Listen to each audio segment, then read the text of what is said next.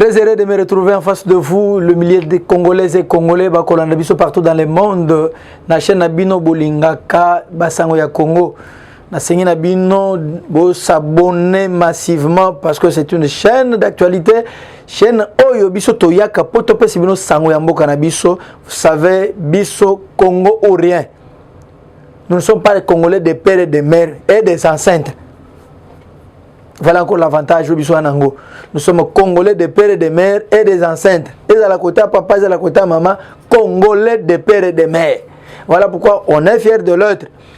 L'autre, ben il a mis, Bino, Imboka, je supplie encore quelqu'un à présenter, c'est Maître Franck Kalolo que vous connaissez. Coordonnateur à Sergili, Centre de réflexion juridique de la lutte contre l'impunité, structure où ils allaient composer dans le collectif avocat. Oyo et salaka action nango na kati mboka na biso mutumo ko wanga na yango. Nous nous sommes présentés vers vous, nous nous sommes mis au devant de vos écrans pour être tolobela bino to pesi no sangwe koleka na mboka na biso. Sans bino biso tozate, sans biso bino pe bozate. Et donc de part et d'autre utilité ezali pe considération. Je crois na mukola lelo naza juste na 4 points esengeli to partager na bino. Ba imboka biso no tolandaki na ba réseaux sociaux bomonaki yango bomoni yango na ba chaîne ebele lolenge kani ndeko mboso alobelaki na liwa ya ba marin na biso ba militaire batambolaka mingi na ebale likola fleuve Congo ndena yango toyele to partager na bino toyebise bino nani oya occasionnaki liwa ya ba congolais wana ba militaire congolais o to bengi ba marin ba batambolaka likolo mai hôtel ya liwa na bango na balé na fleuve Congo azali nani bokoye bango tout au long ya mission lelo ba imboka. Deuxième point na biso to partager bino na biso lelo ezali ya première réunion oyo ya conseil des ministres teni na oya par le président de la République. Oyo bomoni Jean-Pierre Bemba Gombo, Vitala Kamere, Peter Kazadi, bomoni Kaboul Mwana Kaboulou, bomoni Boussania Mouss, ainsi que les autres. Et l'équipe Léron a cité de l'Union africaine. Toko retenir, on a nini, bazoki transmission en direct. Tine zalaki nini.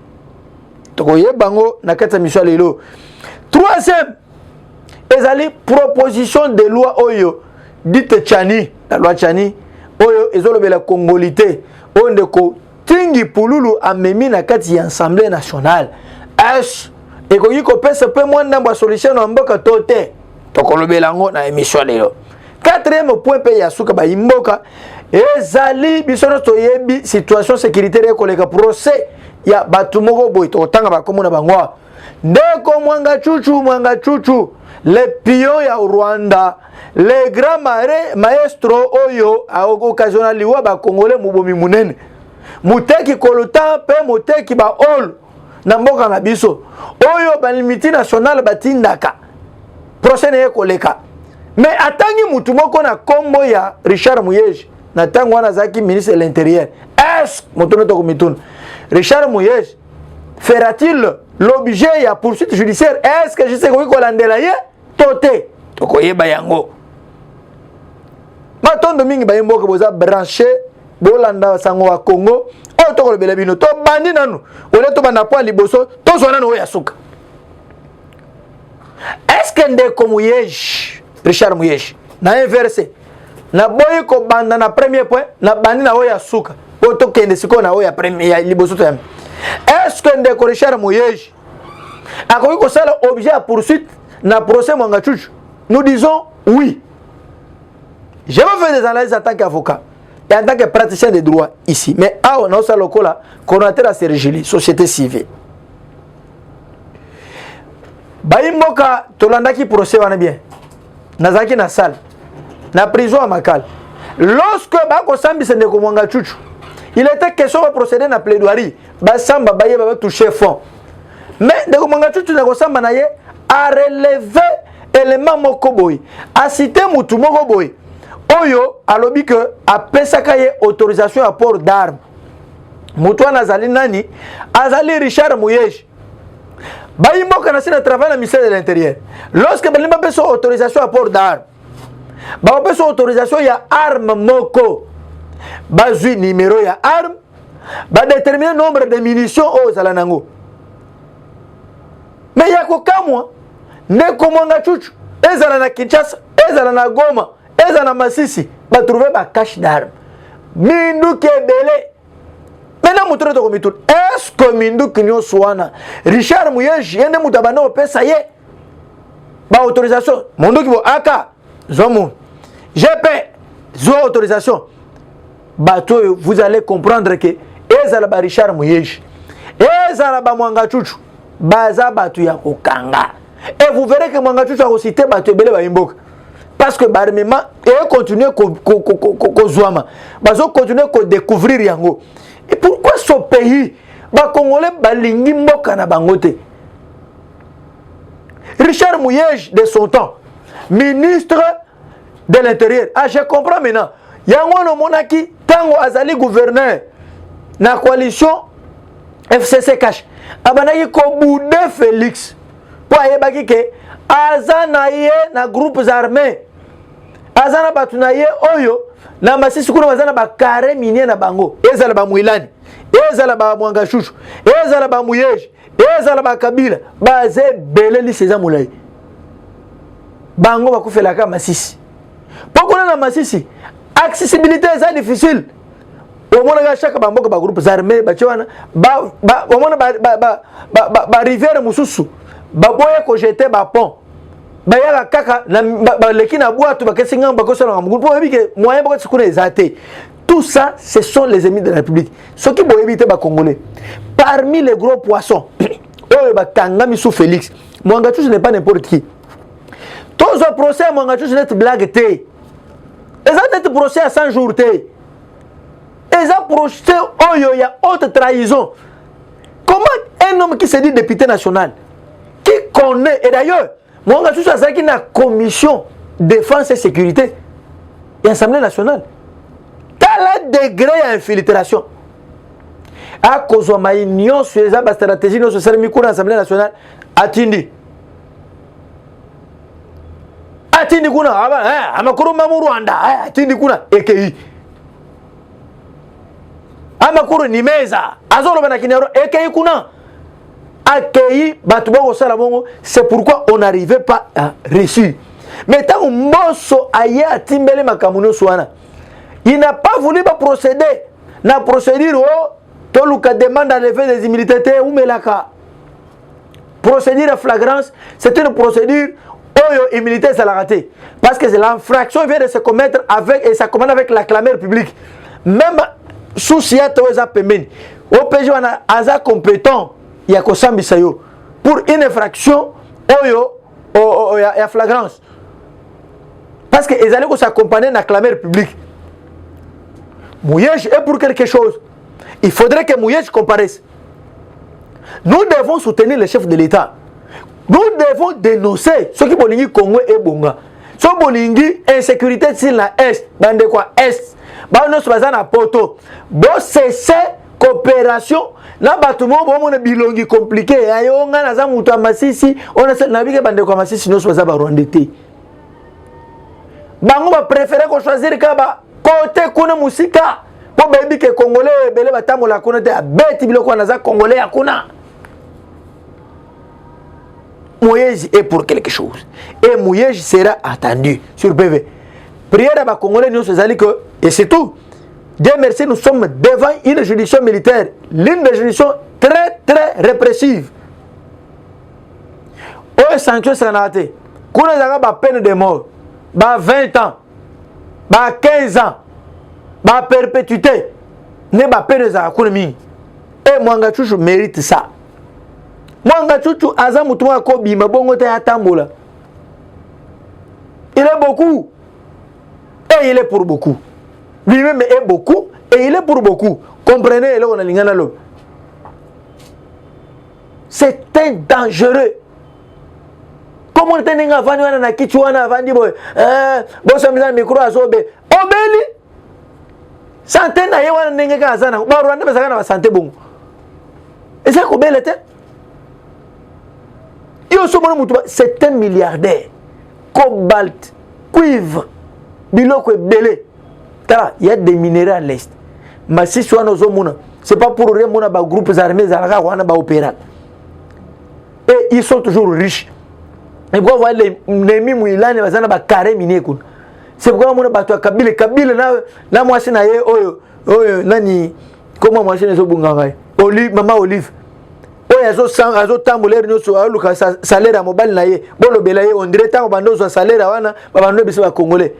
Abosani que salaire eza caractère personnel et mais aussi alimentaire. On dirait pas péché procuration que nous sommes en bon mobile naïe. T'as l'amour quand on est au tambour. Richard Mouyej doit être jugé. Il doit nous dire et puis toyeba. Il y a lobby mundu qui moko. Mais mindu qui est belé. A cité Mouyej. Je ne peux pas avancer pour qu'il n'y ait pas cette décision judiciaire parce que je ne suis pas habilité à le faire. Il y a un dossier qui est pendant, nous devons attendre Lucie Nango. Voilà pourquoi nous réservons. Mais ce qui est important, nous en appelons aux autorités de la République, Bakeba na Mouyej. Mouyej a bougé. Azara. Si Mamouanga vous verrez, il y aura, les masques vont tomber. Et ça doit changer. Et on veut à tout prix Baboma Félix. Parce que Aboyi a signé d'accord. Abo ebele ba yelié. Oh non, moni bimisa manga chouchou, to ça yabi bolo ngona ba M23 na bien okol. Et d'ailleurs même manga chouchou telingate pour la président de la République, mais nazali magistrat naza jugité. Ah, c'était une bonne réponse. Oh Fachi beto apesa ki bango. Et croyez peut-être qu'il allait alinga lenga. Ah non, il a dit non. Je suis dans mon pays. Je suis dans mon pays. Et on a beaucoup de Makamo échangé. Le Congo n'est plus comme le Congo d'hier.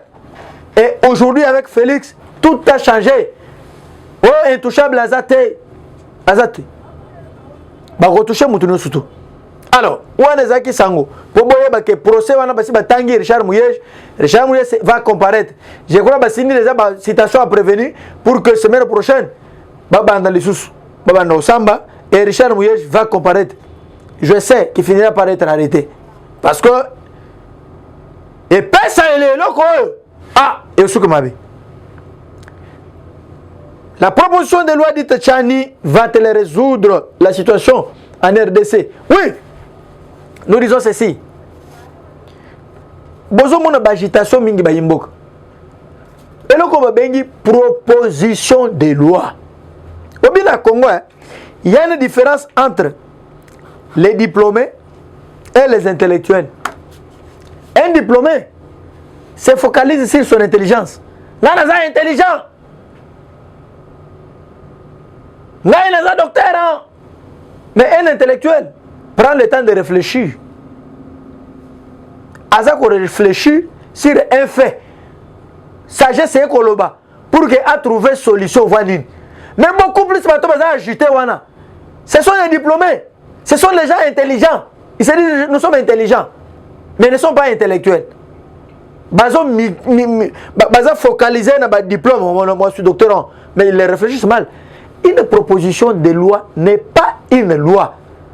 Ne peut devenir une loi que si et passer dans vote à la plénière, parce que la plénière est au-dessus de tout. Tant que la plénière est l'équipe et bimi à ce moment-là est commis loi. L'équipe a déjà une chambre au Bengi Sénat et Keikuna, et après maintenant la promulgation par le chef d'État, publication et ça n'a pas d'étape. Mais je me pose la question. On vous dit non, écoutez, ceux qui vont signer loi ou proposition de loi va adopter, va voter en loi, Congo et Panzana, et c'est tout le monde va sango, va tamboli. Va sang, chole à tamboli, amon wazana ban. Na lati sultan. Moi, je suis à la tête sultan. Na est-ce que on a besoin de mots? Amon wazana ban. Nazana dossier moko na cabinet na ngai ya mbongo. Oyo ba yaki ofunda ye po azo supporter sur mwana wana te. Ambongo nous te mettons en garde. Chole nous te mettons en garde. Mouto azana bana te. Est-ce que ayoka mawapo na bana baninga? Nous disons non. Est-ce que ambongo na ba chole bazo mona penake Congo ya lobby oyo zana bana na biso. Soki to prendre ba précaution le loté, lobby obem. Nous les comprenons parce qu'ils n'ont pas d'enfants. Mais babota bana sans basi. Bana ngombe babota bawanga na kabango mais bazana ban tala na degré bato abo devant de telles situations on va se poser ils ne vivent que pour l'argent ah mon Rolanda moi ça Kabila pesa yembo partout azo chaye kulusu na nini abwe asimie na nzoto on aussi moi ça mutu ambongo vous êtes indiscipliné harcèlement ozo harcèlement maman Olive o chaye ba kulusu boye o simie sous na nzoto harcèlement na moi ça mutu et avec un tel monsieur qui vient à qui connaît pas Moïse va penser à mbongo oh ceux qui vont voter non ambon vous devez savoir une chose vous avez un diplôme belin quelle est la mission d'un député national c'est reconnu à l'article 100 de la Constitution. La mission principale c'est de légiférer les lois de la République. Toute proposition de loi soit c'est transporté par le gouvernement soit par un député national. Mais beaucoup de ces députés nationaux à cette proposition de loi. On est dans quel pays? Laissez les députés nationaux qui nous représentent examiner cette proposition de loi.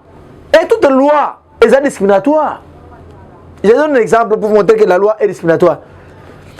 Kabila, balobi que tous les anciens présidents, chefs d'État, vont bénéficier d'un avantage XY. Mais tous les Congolais n'en bénéficient pas. Cette loi est discriminatoire. Je prends le cas des députés. Vous êtes député national, aujourd'hui on a privilège de juridiction et puis la immunité. Mais tout Congolais n'en bénéficie pas. C'est une discrimination. Toute loi est discriminatoire. Alors pourquoi vous devez faire un problème?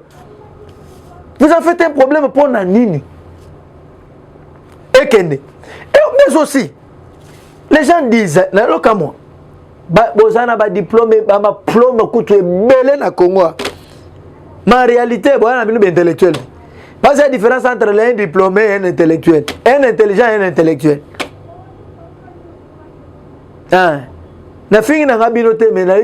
Vous réfléchissez mal parce que vous présentez une agitation là où il n'y en a pas. L'article, c'est la Constitution qui parle de la nationalité congolaise. A donné 3 possibilités d'acquisition. Vous pouvez être congolais d'origine. Vous pouvez devenir congolais par acquisition. Vous pouvez devenir congolais par adoption. Mais ce qui moutunabino ou ana azana noté. Est-ce que le Congo aujourd'hui fait les coups pour un individu? Est-ce que cette loi est proposition de loi cité comme Moutou? On a besoin d'agiter. Ennemi de la République que vous êtes. Vous êtes ennemi de la République.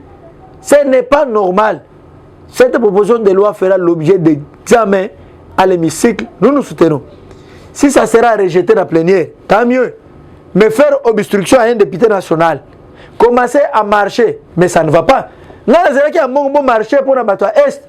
Bon marché pour obtenir, demander la condamnation à Mwangachouch.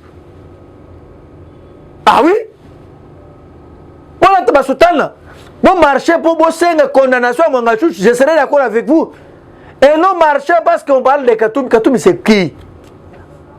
C'est un Congolais comme tout le monde. Est-ce que Félix est à la hauteur de Katoum? Un président qui a du mal à parler. Net Katoum yo bolingwa comme président. Mouta Zalaka na témoin depuis Babota Zaka na témoin Mokoka à coucheuse. Baninga na batana ma classe ba yebanité. Bisika tanga yebanité. Tata na ye ba koko na ba yebanité. Bande kwa maman na ba yebanité. Ye kaka à coucheuse. Vous devez ça sérieux.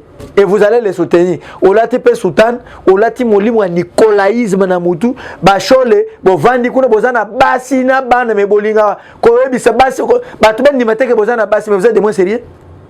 Et avec de telles personnes, vous croyez que nyos bokolo ba congolais ba ko kabine. Les Congolais ne plus encore libre. L'examen de cette loi passera. On dit on doit vérifier ne fils que poste moka. On ne vous refuse pas de devenir premier ministre. On ne vous refuse pas de devenir ministre, des bourgmestres, des gouverneurs. Mais président, c'est la République n'est au boy. Où elle est mal? Et pourquoi pour les étrangers qui dirigeant la présidence de la République? C'est que vous êtes bénéficiaire d'une part.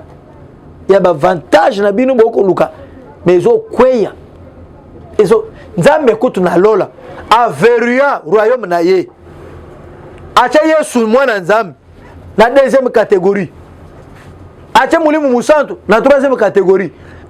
Mais vous voulez que Moni Moussa, toi comme Zambé, soit comme au même moment, alors qu'il y a des rôles, nous sommes un rôle à jouer. Nous soyons sérieux. On doit examiner ces propositions de loi. Et ça va passer, tant mieux. Demain se prépare aujourd'hui. Aujourd'hui, tu sais que les autres prévoir. Mais c'est ça la prévision. Il veut prévoir. Alinga prévoir. Alinga prévenu. Lobby. Il y a des Congolais. Ambon Olate Sultan. Au Télémi Boye. André. Moi si. Alati. Otamolo. Loi Wan les a suicidés. Au Bengang on peut loi. Mais au lobby aux doctorants. C'était une proposition de loi. Ce n'est pas encore une loi. Voilà pourquoi je vous dis que vous êtes des diplômés, vous êtes intelligents, mais vous n'êtes pas des intellectuels. Parce qu'il y a une différence. Voilà. Tchingi Pouloulou, vous avez ce soutien des Congolais, notamment pour nous, Sergili. Nous allons soutenir jusqu'à ce que cette proposition de loi soit examinée à l'Assemblée nationale. Si ça sera rejeté, oui, c'est normal, tant mieux. Mais au moins, va débattre en haut. Que de faire obstruction. Ça ne passera pas. Le pays se dirige. Vous parlez d'un État, on doit parler des lois. Et les lois, ce sont l'efficacité de ces lois. Les mesures de ces lois, où est-ce que l'État est comme fort. Vous ne pouvez pas vouloir la chose et son contraire. Et vous dites, oh, Félix, non, Félix n'est pas député national. Et il n'a pas droit à ce député national examiner. Mais vous voulez quoi? Vous voulez qu'il devienne lui-même policier? Il devient magistrat, lui-même devient militaire, lui-même devient tout. Vous voulez quoi? Quel est le rôle de toutes les institutions? Ah, l'indépendance des institutions, c'est quoi? La séparation du pouvoir. On doit examiner cette proposition de loi. Première réunion du Conseil des ministres tenue ce vendredi 31 mars à la Cité de l'Union africaine. Bayimbok. Nous avons observé transmission en direct. Mokonzamboka aye. Tout le monde s'est tenu debout. Mbote ya loboko moko na moko soixantaine au bazali. Ceci veut dire quoi? C'est un message fort de l'unité. Nombreux semblaient dire mais ben baye les autres ba comme kuna ba hôtel mandeni ba otosa Sam Lokon, mais Sam Lokon c'est un Congolais. Est-ce qu'il n'y a pas des entreprises qui sont dirigées par les moins âgés? Non, dites-moi un peu. Il n'y a pas des entreprises qui sont dirigées par les moins âgés? Il n'y a pas des institutions qui sont dirigées par les moins âgés? Est-ce que Bayo Karabangote, Bemba Kamer et les autres sont des Congolais? Va comprendre que l'air n'est plus encore à la distraction et il faudrait pour que Mboka et Kenelibosu. Cette unité, nous savons qu'il y a des défis à relever. L'insécurité à l'est du pays. Nous sommes agressés, il fallait quelqu'un qui a des nerfs solides. Le col babiso, le col babemba. Biso anet babemba, ngakalo na net bemba. Esprit solide. Donc on a intimidé, donc on a intimidé ngati. Oko intimidé ngati. Mais Chadar est intimidé. Tout n'a qu'à se intimider ko tubango. Balungwa. Mais ngai difficile. Parce que toi, tu as un nerf solide, on est vacciné. C'était un message, nous avons apprécié tous. Je crois que nous les attendons. Le défi est énorme, va relever, et c'est que tous les Congolais attendent. Et au sein de Mokeken Liboso, qui a occasionné la mort de nos marins sur le fleuve Congo à Kwamut. Bayimbok, militaire Nabiso, Tambo la Kalekola et Balé Nabutu, pour la sécuriser, tenir Mboka et Amay Nabiso, Babeta qui va massacrer Bakufaki. Kofa na bango wuti wapi? E wuti na ngamba Brazzaville. Hotel nani? Kabila. Bo mitu na ngamba Kabila nini? Kabila ateka fleuve Congo. Totika na ba centimètre muke. Likola mai. Ebele bate tala mutu ateka na mai. Umunta mwasi na zota mulwana senga mungu mobali na ngai so bafuta yewana. Kanda moko tozalaka nango, je vous dis comment mutu akoteka na mai. L'eau c'est la vie. Mais bateki mai, c'est que bateki ma vie à battre. Et pas mobile à maman Olive, Joseph Kabila. Est-ce que besoin mon degré il y a l'élo est occasionné mai et liwa. Voilà pourquoi de Komboso à lobby, on doit statuer sur ça pour revisiter encore. Bakoro Kabila Signagana Brazzaville, Potoyeba. Tenants et les aboutissants, parce que toutes les lois, tous les accords sont faits pour être révisités. On doit révisiter Potoyeba. Et si ça viole l'intégrité du territoire, même les fleuves congolais, nous, fleuve Congo, ça doit nous revenir. Ça doit nous revenir. Baïmboka, Congo et Abisso. L'heure est grave, nous en appelons à l'unité nationale. Félix a besoin de soutien de tout le monde. Si nous voulons que le Congo change, il faudrait soutenir les chefs de l'État. Les soutenir, ils allaient dans différents domaines. Ils ont différents services. Vous pouvez dénoncer. Vous pouvez aussi donner une information. Vous pouvez apporter une contribution à la Bissiko Zali. Ça fera que le Congo n'a besoin de débouche. Les multinationales ne sont là que pour Baïbaka. Ils n'aiment jamais.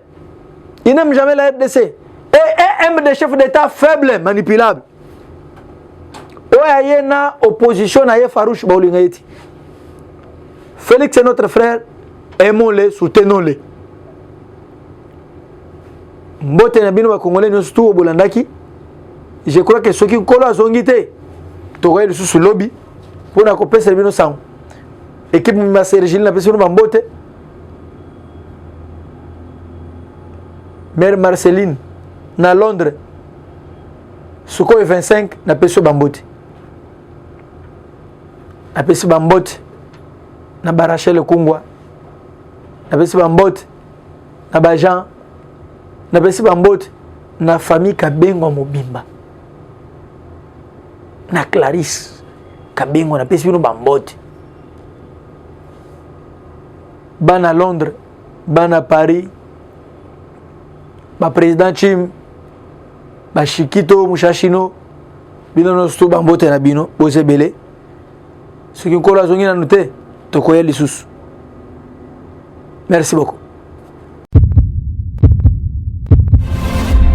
Dans sa nouvelle édition, Eshima Magazine fait le bilan de l'année 2022, une rétrospective des faits marquants en RDC. Sur le plan économique, l'année a été notamment caractérisée par une hausse des recettes publiques mobilisées. La DGI s'est démarquée par ses performances exceptionnelles dans la collecte des recettes en 2022.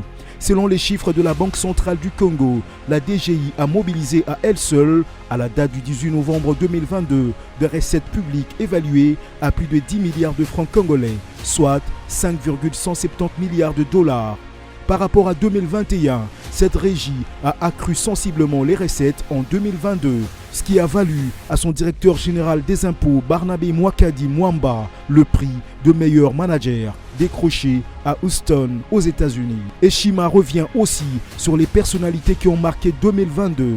Jules Alinguete Kay, le patron de l'IGF, a reçu le prix Forbes Best of Africa 2022 pour son engagement dans la lutte contre la corruption en République démocratique du Congo.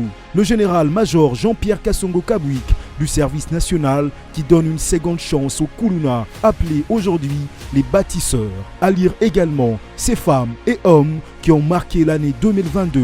Plusieurs sujets 2022 analysés et documentés par notre rédaction. La levée par le Conseil de sécurité de l'ONU de l'obligation de notification sur l'achat d'armes par la RDC.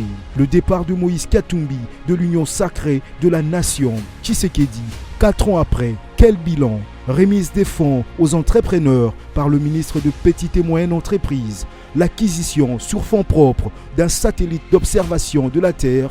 Processus électoral, le déploiement de la CENI pour des élections libres et crédibles. Les inondations dans la ville de Kinshasa. Dans le secteur de la santé, la fin de l'épidémie d'Ebola dans la province de l'Équateur et au Nord Kivu. Des procès, scandales financiers, de corruption et de détournement. Analyse sportive des léopards face aux différentes compétitions.